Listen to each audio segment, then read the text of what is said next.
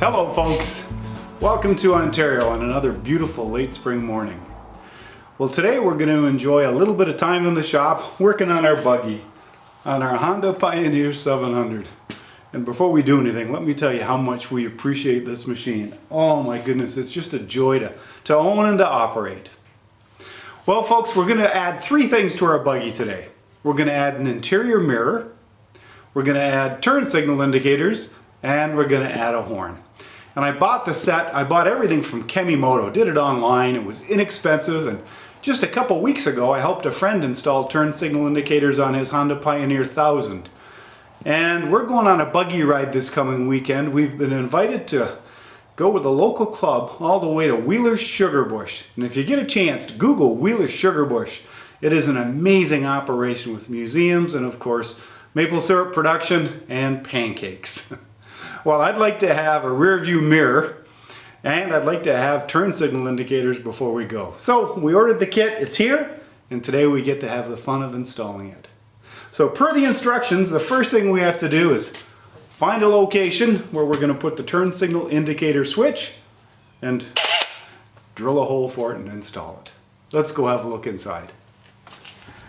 I don't know about you, but I'm very cautious when it comes to modifying or cutting and drilling holes in a piece of new equipment.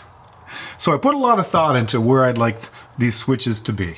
The horn button, we're not going to use it very often, so I'm going to put it down here. Somewhere with it's accessible, but it's not right out in the open. The turn signal indicator switch, I'm going to mount right here. It's nice and easy to get at, but it's not going to get hit by gloves, and I can keep my hand on the wheel and turn the signals on or off. So the first thing I'm going to do is I'm going to put some masking tape on the dash, and I'm going to lay out exactly where I want the holes.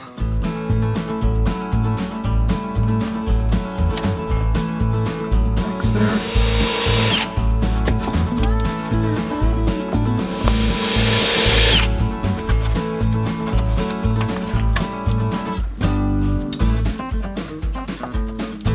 Perfect. What I'd like to tell you that both those just fit perfectly in those holes. The horn switch, it does fit perfectly. But the turn signal indicator switch, it's not going to work in that hole. Darn it, eh? I cut a hole in a new machine for nothing. I'll put a plastic knockout plug in there and it'll almost look factory. Almost. So I'm going to move my turn signal indicator switch over here. And I'm just going to rinse and repeat. I'm going to put some masking tape, mark it, drill it, and I did check behind. There's lots of room and it's easy to access.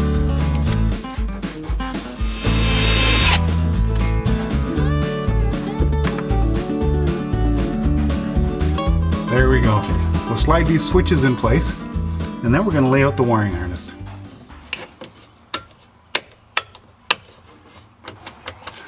Now that we've got the switches in place, I'm going to drill some holes for these lights. I need to cut a 3/4 inch hole for this rubber grommet to fit through. And again, I am cautious about drilling holes in anything. So I looked behind, got lots of clearance. I'm going to again lay it out with some tape so I can mark it so it's symmetrical from side to side, and then we'll do the front first and then we'll go around and do the back.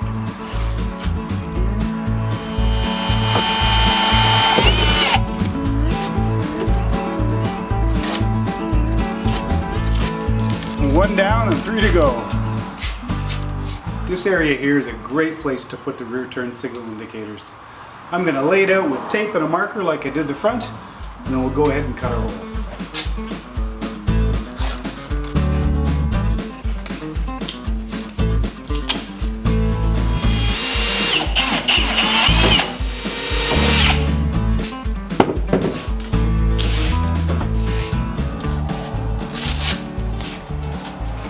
There we go.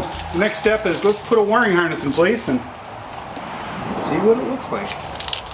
To install and route the wiring harness, I'm going to start with the front end first. Now on the 1000 it was easier to go down the left hand side of the frame, but our exhaust is right out in the open on our left hand side, so I think I'm going to stick to the right hand side on this one. So the wiring harness is pulled, all the leads are where they go. The horn's connected, the switches are connected. I'm going to wire these lights in, but before I tidy up any of the wiring harness and hold it in place, I'm going to try everything out.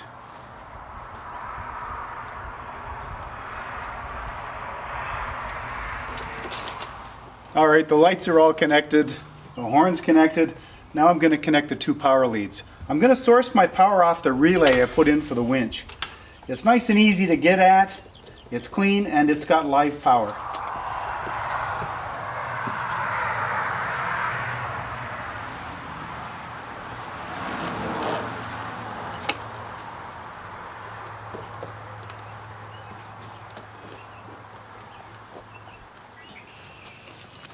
Well, we're all wired up. Let's give it a try.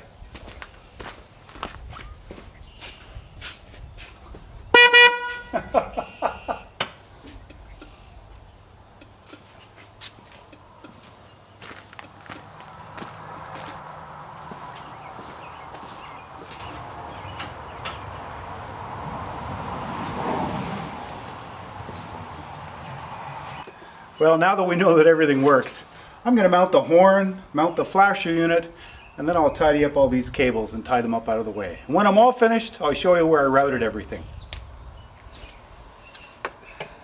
I'm going to mount the horn so it faces down, so that any water that splashes in it won't run inside the mechanism.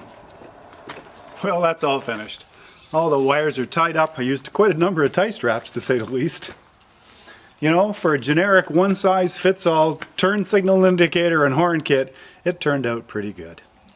Let's take a look under the hood here, and I'll show you where I positioned the pieces and how I tied everything back out of the way. And along the frame and up under the back, I made sure that all the conductors, all the wires are well up out of the way, because I don't want to take a chance on a stick or a piece of brush or a stock or something catching them while we're going through the bush. Let's take a look.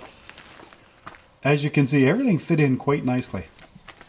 Here's the horn, here's the turn signal indicator relay, and there's the fuse. And they actually supplied an extra fuse in the kit that I'll put in the glove box. This is where I tap the power off, the relay for the winch. And all the rest of the conductors are run inside the frame or attached to other conductors that were previously run. And on the rear tail lights, just like the front, all the conductors are tucked up out of the way. Actually, I tied them to the existing harness going to the tail lights. And this is a set of conductors running back to the rear turn signals. As you can see, it's well hidden and well protected. And the harness comes out from the rear here, follows up along the frame, up inside, and into the front of the machine. Now that we've got the turn signal and the horn finished, all that's left is to put together this rear view mirror and clamp it onto the roll bar. I think it looks like a pretty simple task.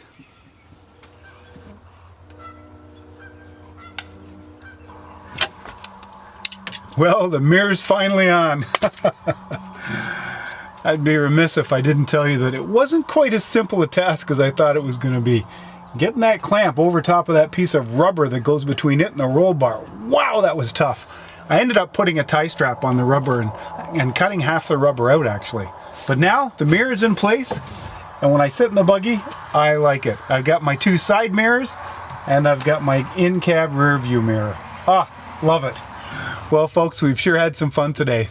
We put a new rear view mirror, we put a horn, and turn signals on our buggy. We're all ready for our great trip on Saturday.